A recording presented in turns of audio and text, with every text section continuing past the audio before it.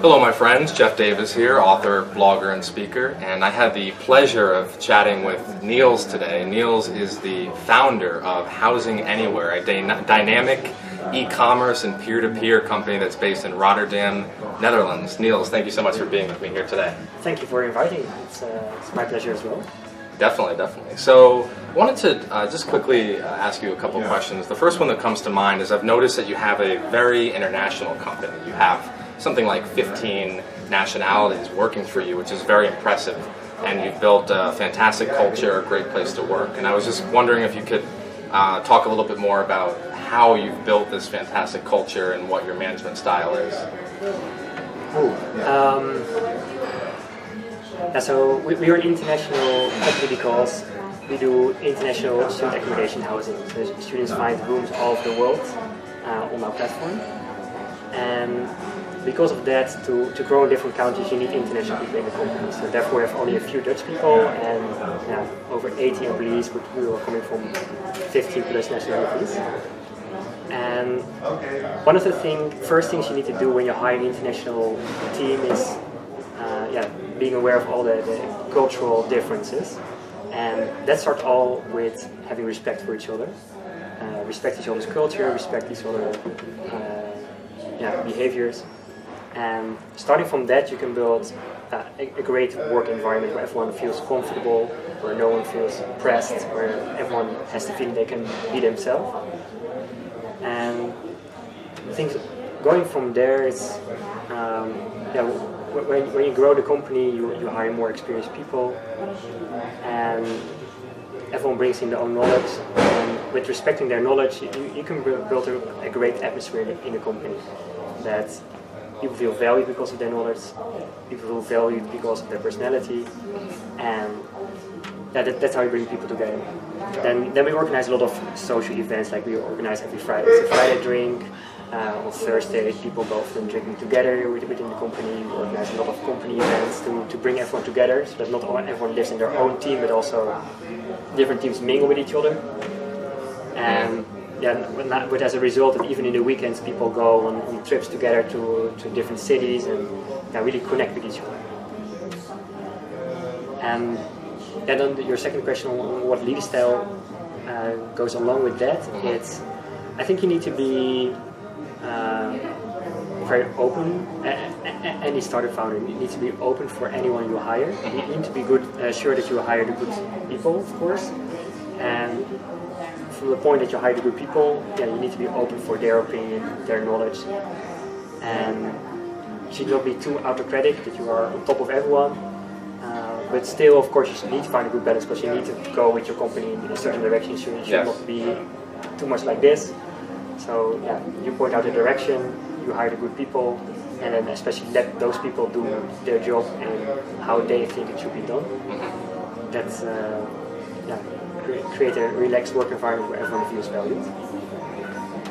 Yes, I love that. Thank you so much for that detailed explanation. And as I was taking that in and listening, I loved how you talked about having respect for one another. Very important to respect people of not only your own culture, but really from cultures from all around the world, and not having silos, breaking down those silos, having team events, and having fun opportunities for people across the company to get to know one another. Very powerful. And then I like how you also said with the management style where you have a general direction, getting the right people to work for your company, and then from there, really allowing for greatness to occur, which is fantastic. So that was wonderful. I'm definitely getting a lot out of this, and hope others will as well. My next question here, quickly, is it's about ego. And you definitely come across as a sincere and authentic guy, which is very good. So I think this is something to ask you. I know that there's a balance between confidence and humility. It's important to be confident. You have to believe in yourself, but you also want to be humble enough to be able to listen to people and to know that you're not always right. How do you find that balance in your work life? You need confidence. If you're too overconfident, you become a guy like Trump. Then if you're then you go palm into a certain direction, and not everyone will walk with you. But if you are too humble, then people will walk over you. Yes. Yeah. So yeah, in finding that balance is you really need to believe in what you're doing. So so in my case, I built this platform where international students can find a room, and I really believe this is needed for international students. And even now, we also see international young professionals using the platform. And I believed 9 years ago when I started this that this was needed. I still believe that this is needed, and I still believe that in the next 10, 20 years, this platform can grow a lot and help a lot of people. And if you believe in that, if you're confident about that specific element, about that your product is great and you help other people, then you're not too overconfident that you go against people, because simply you believe in your own product, in your own idea. At the same time, you should of course be a bit humble that people should be willing to support you. If you just can only talk about how great your idea is without listening to what other people bring as suggestion how to change your idea here and there, then you lose people. But if you always keep listening to people, like what do they think is good about your product, but what is also not good about your product, and listen to that, go into discussion about that. Not necessarily accepting all the changes that everyone recommends, but always be open to people's opinion. Say why you don't like that opinion, or say why you do like that opinion, and with that you get people with you, and you stay humble about what other people think. And use some of that in your product. That's excellent. That's excellent. You nailed it. Staying humble enough to listen to people's opinions, as you said, while also fully believing in your product and being willing to put that forth to the world because you know it adds value. So I think you strike a perfect balance of that, of leading by example with that. So last question here is, how do you differentiate HousingAnywhere from some of your competitors? I think that this e-commerce platform you've built that is somewhat similar to like an Airbnb is very unique and definitely is going in. It's international and you have a great presence. So how would you say that you most differentiate yourself in the market? We differentiate ourselves by focus and by product. Okay. So first is the focus is we take the niche market of international students and also big international young professionals that need a room between 3 and 12 months, which is mostly furnished. So that's a market which is not too big in Holland, but if you take it internationally or globally, then it's a massive market where you talk about. And in this niche, there's hardly a competition. So Airbnb is a very similar product to us, but they focus on the tourism market, the travelers, people that need a room for a weekend, maybe 2 weeks, but not for 6 months or 12 months. So there we don't compete with them.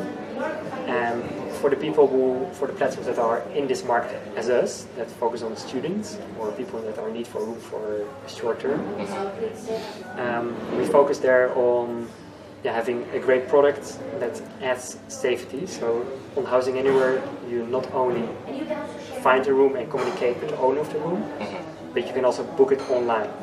So you book online the room, you pay to HousingAnywhere, we keep your money on our bank account until the day that you arrive in the house, and then if everything is fine, we transfer the money to the owner.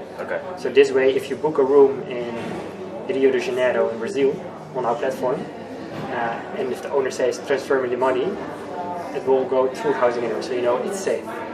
And on local websites that only have the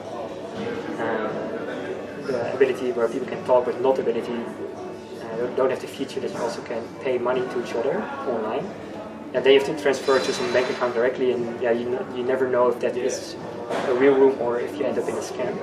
So we add that safety by saying just transfer the money to us, we keep it safe until you arrive. So that are the two things how we differentiate, by focus and by having this payment options on our platform.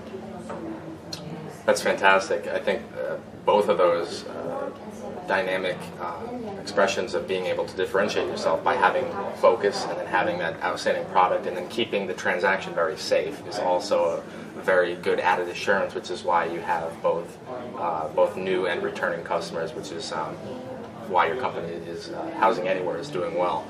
So I want to thank you for your time, Niels. Thank you very much. Yeah, thank you for coming over. Yeah, my pleasure, and it's been a lot of fun. So there you have it. We were able to pick the mind of a successful founder of HousingAnywhere, based in Rotterdam, Netherlands, and with an international scope. They're now all around the world, not only across Europe, but even in California now as well. So definitely check out HousingAnywhere. I appreciate you tuning in. If you like this video, please feel free to share it around with your friends. And as always, I will see you at the mountaintop.